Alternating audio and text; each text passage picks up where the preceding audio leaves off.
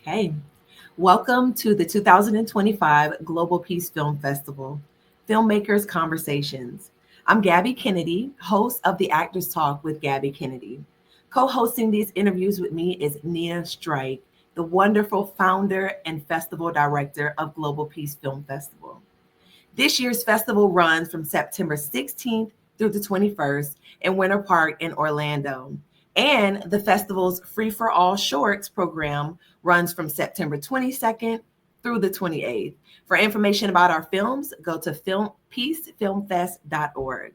Now, I have the wonderful honor of introducing director Seth McClellan, filmmaker of The Shiners. Please, Seth, tell me how you're doing today and let us know where you're joining us from. Thank you very much. I'm really glad to be here, Gabby and Nina. Thank you for having me. And I'm in Oak Park, so just right outside of Chicago. Yeah, where I live and I'm based out of. Okay. All right, Seth. And will you tell us a little bit about Shiners?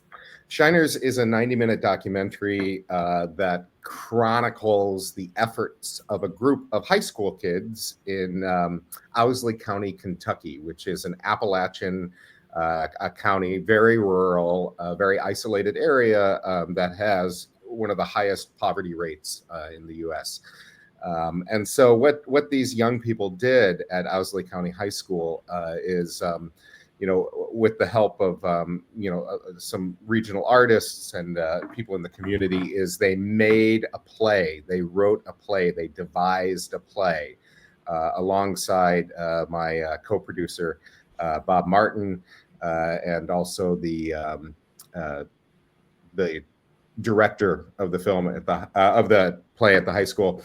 They came up with a story that reflected where they're coming from and what it means to be from their county, and to really try to directly engage with the problems of poverty, with addiction and teen pregnancy and broken families, and instead of doing it in a shameful way, kind of create this positive story about it, a positive narrative about it. So they took that, to the state competition in Kentucky. And so we chronicle that journey that the students made. And you mentioned that your co-producer was involved with writing the film, writing the play. How did you come to? Is the co-producer somebody you've known for a long time and worked with, or how did you come to find this lovely story? Bob Martin produced the film with me, and I've known Bob Martin since we were college roommates in Connecticut many years ago, and we were in acting school there. And I've done some acting over the years, but Bob has maintained this thriving career and path as like a theater artist, teaching artist, one-man show. He's done a lot of theater, and a lot of the theater that he's done is based around devising work with communities. So it's about like community storytelling, and how do you how do you create art that's not just extractive or about something else, right? About this place, but how do you create a piece of theater or a film that's really honors and is from the perspective of the community. So it kind of changes how a film is made or a play is devised.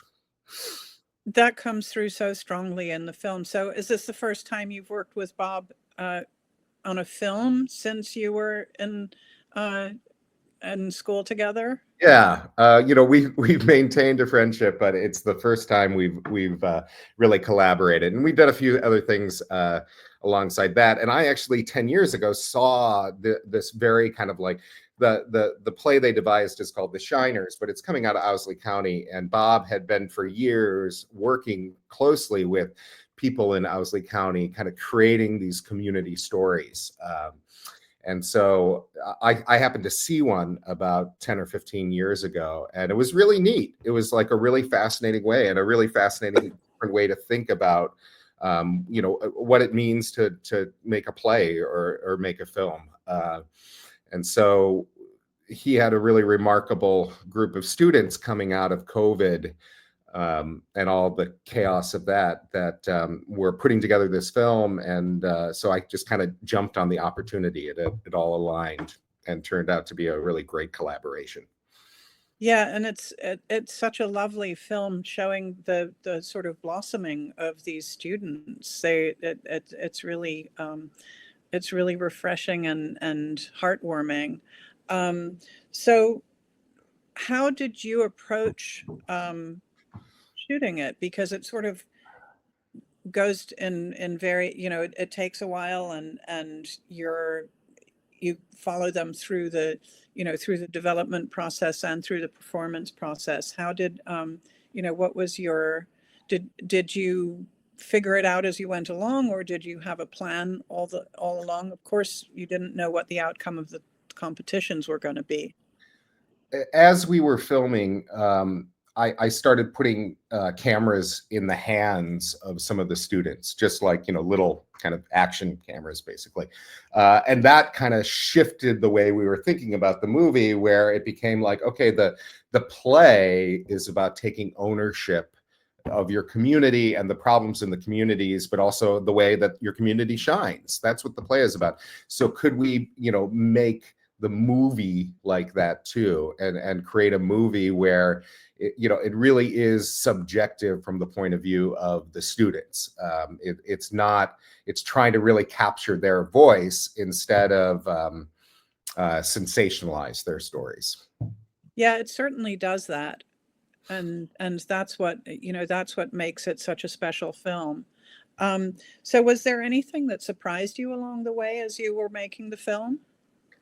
I came out of, I went to acting school. Me and Bob went to acting school together, and we went to a school that, acting it was like there was a lot of rivalry, and there were, some teachers who were, harsh and kind of judgmental. And that was kind of that's kind of what theater became for me. And then as an actor, I started working in Los Angeles and New York a little bit. And, still there too, art becomes this thing about commerce, and it becomes this thing about like, okay, you've got to be as successful as possible, and everything has to be as sensational and as big and dramatic as possible. And so the really wonderful thing for me in this whole process was seeing the work that, that Bob and Stevie Nolan and the people in the community do with these students, where they're actually using art for good.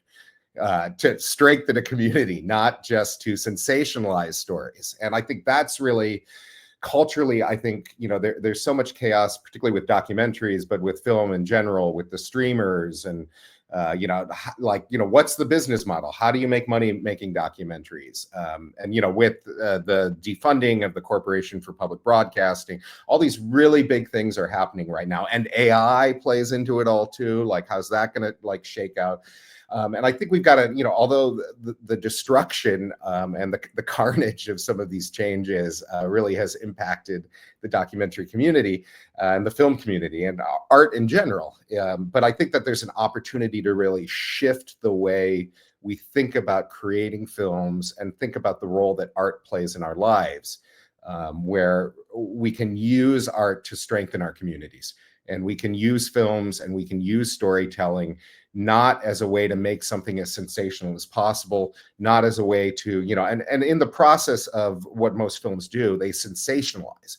And to sensationalize, you need villains, you need to scapegoat, you need to attack people, you need to say all these people are bad and evil and stupid and it's their fault, right? And the great shift that I hope can happen in the media chaos we're experiencing right now is thinking about art and film and storytelling as, how does this strengthen the community? How does it strengthen the people involved? And instead of somebody like me coming out and filming for a few weeks and trying to create a story that is extractive and, for instance, in the film that in Shiners, it would be more marketable if we had footage of some of the adults in the community using drugs, right? That would be more marketable. But that's not going to help the community, actually. That's going to cause all kinds of other problems. And so I think that the refreshing thing about this is getting me thinking about art as a way to strengthen the community, art as a way to be part of the community, and that I think might be the future for arts funding and creating art in our society. The massive technological changes, and I think we need to rethink how we think about what's the point of making a film or making a play. Is it just to make a lot of money or win the award or get into Sundance or be on HBO? All these are great things, but maybe it should be about all the people involved and strengthening them and telling their story in a truthful and compassionate way. Well, this is not the first of your films that we've had in the Global Peace Film Festival, and that is a strong thread in all the work that we've seen of yours and shown and shared with our audiences. What do you want people? What else do you want people to take away from this, from Shiners in specific? Related to what I was just talking about, the incredible strength of these young people, and that these young kids in Appalachia, they're the exact opposite of privileged, and that the struggles people face in our poorest, primarily our poorest communities, are caused by